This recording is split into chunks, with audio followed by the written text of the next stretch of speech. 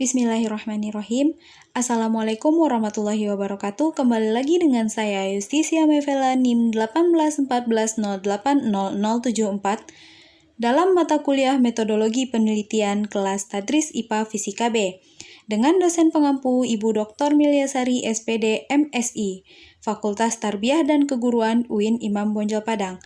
Baik, pada kesempatan kali ini saya akan melanjutkan penjelasan saya yaitu tentang topik 5 bab 4. Yang pertama yaitu mendeskripsikan data hasil penelitian.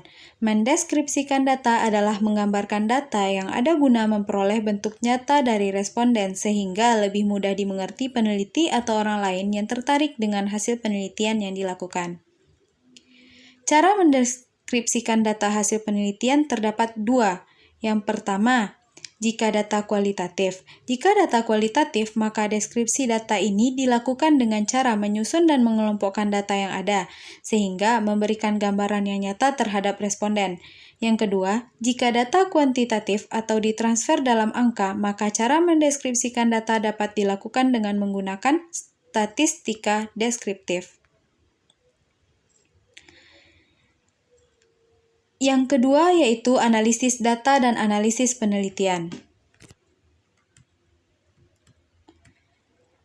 Analisis data adalah upaya atau cara untuk mengolah data menjadi informasi sehingga karakteristik data tersebut bisa dipahami dan bermanfaat untuk solusi permasalahan, terutama masalah yang berkaitan dengan penelitian. Langkah dan prosedur analisis data. Yang pertama yaitu tahap pengumpulan data.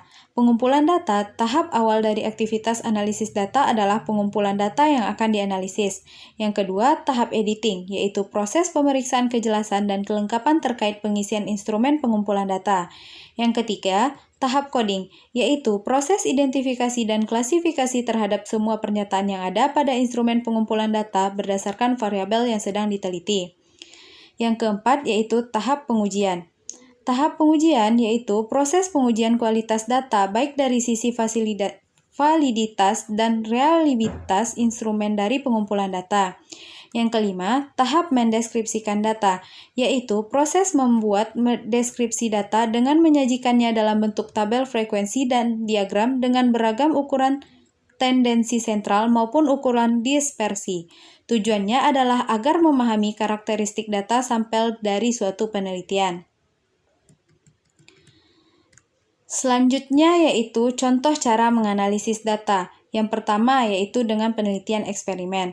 Metode eksperimen merupakan metode penelitian yang menguji hipotesis berbentuk hubungan sebab akibat melalui pemanipulasian variabel.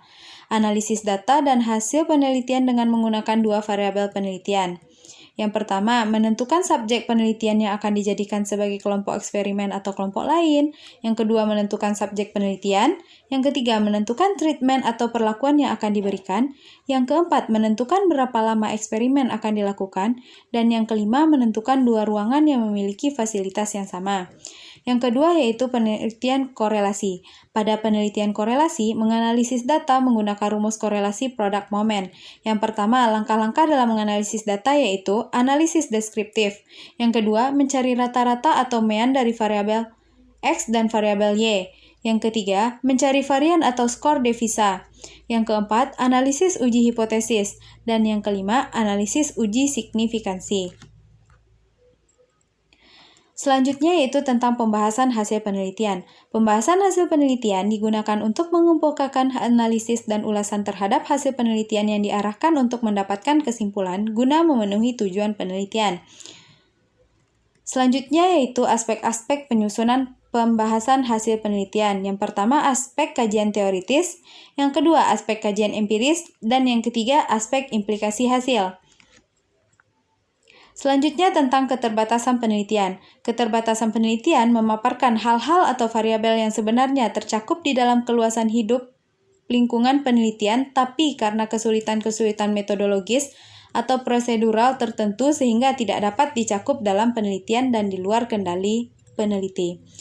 Hanya sekian yang dapat saya sampaikan. Assalamualaikum warahmatullahi wabarakatuh.